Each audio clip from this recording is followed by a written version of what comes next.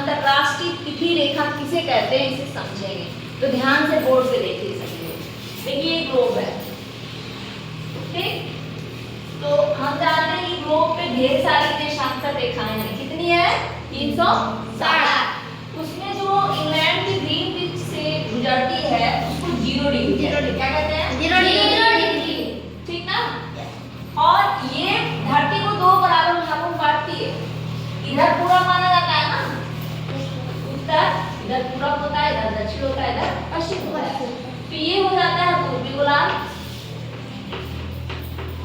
ये है पूर्वी गोलार्ध, और ये है दक्षिणी गोलार्ध। डायग्राम से तुम लोगों को समझ में अच्छे से आएगा। पश्चिमी गोलार्ध आगे बात सुने। और इसी के जस्ट पीछे 0 डिग्री के जस्ट पीछे एक देशांतर होता है जिसको 180 डिग्री देशांतर कहते हैं, और उसी को कहते हैं अंतरराष्ट्रीय तिथि रेखा। इसे बना देना है, इसे जो है सुविधा के अनुसार मोड़ा गया है जगह जगह, ठीक ना। ऐसे कुछ इस टाइप का है। अब इसको समझिएगा, ये आगे का पोर्शन और ये पीछे का।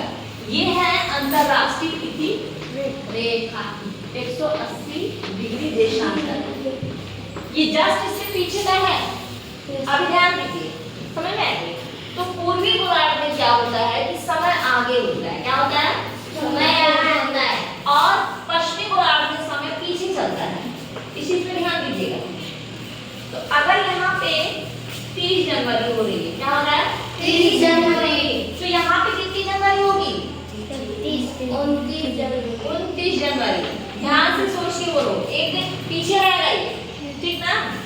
यहाँ पे अगर सोमवार है तो यहाँ पे कौन सा दिन?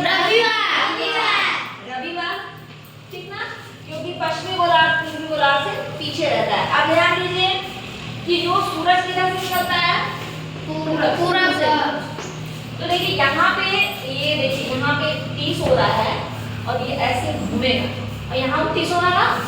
और जब ये धरती, देखो यहाँ, देखो ये मान लो ग्लोब है, ये मेरा हाथ क्या है? ग्लोब है, ठीक। मेरा हाथ ग्लोब हो गया। ये पूर्वी गोलार्ध होगा और ये पश्चिमी गोलार्ध। सूरज इधर से निकला पूरब से, है ना। यहाँ 30 जनवरी हो रही है, यहाँ पे 29 होगी ना। जब ये घूमेगा तो यहाँ 30 हो जाएगा और यहाँ एक दिन बढ़ जाएगा। ऐसे घूमेगा ना, सूर्य की ओर जाएगा। समझ गए?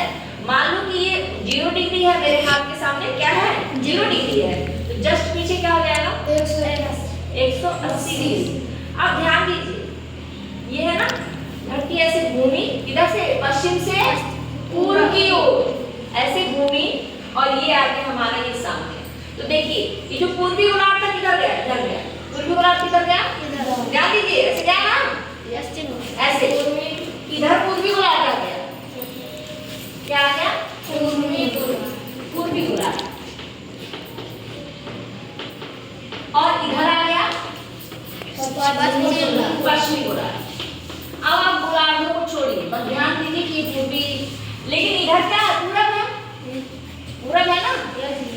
इधर है पूर्व और इधर है पश्चिम, क्योंकि मानचित्र में नहीं मानते कि इधर कैसा पूर्व रहेगा, उधर पश्चिम रहेगा। तब देखिए यहाँ का टाइम क्या रहेगा? प्लस में, यानी आगे रहेगा, और इधर का टाइम माइनस में रहेगा। ऐसे क्योंकि घूम गई पृथ्वी। अब हम इधर से जब आएंगे इधर, है ना, यानी कि जब पूरब से पश्चिम आएंगे तो क्या होगा? एक दिन घट जाएगा। कैसे घटेगा? क्योंकि पृथ्वी घूमती है। यहाँ अगर कितनी जनवरी हो रही है? 30 29 और यहाँ पे 3 होगी ना। यानी कि तुम पूरब से पश्चिम आओगे तो क्या होगा? घट जाएगा। यहाँ पे तुम जैसे, यहाँ मान लो तुम्हारी नाव है और यहाँ तुमको पार करके जाना है पूरब से पश्चिम, तुमको जाना है। यहाँ पे हो रहा है 30 ना। यहाँ कौन सा दिन है? 29 है। तो यहाँ पे क्या हो रहा था? रविवार। तो यहाँ इस लाइन को पार करके यहाँ पे क्या हो जाएगा? सोमवार। तुरंत एक दिन का क्षय हो जाएगा, तुरंत लाइन को पार करते ही। तो यही है अंतरराष्ट्रीय तिथि रेखा का कॉन्सेप्ट, यही है कि कैसे यहाँ पे हो रहा है 29, तो यहाँ पे क्या हो जाएगा सोमवार। अब यहाँ सोमवार है, अब यहाँ से नाव तुम यहाँ लेगा तो कितना हो जाएगा रविवार। यानी कि अंतरराष्ट्रीय तिथि रेखा में जब पूरब से पश्चिम की ओर जाओगे तो एक दिन क्या हो जाएगा घटेगा। आगे होगा, और जब पश्चिम से पूरब की ओर जाओगे तो एक दिन घटेगा। घट जाएगा। याद रहेगा? यस तो क्या समझे? मैम पूरा पेपर हाँ, ये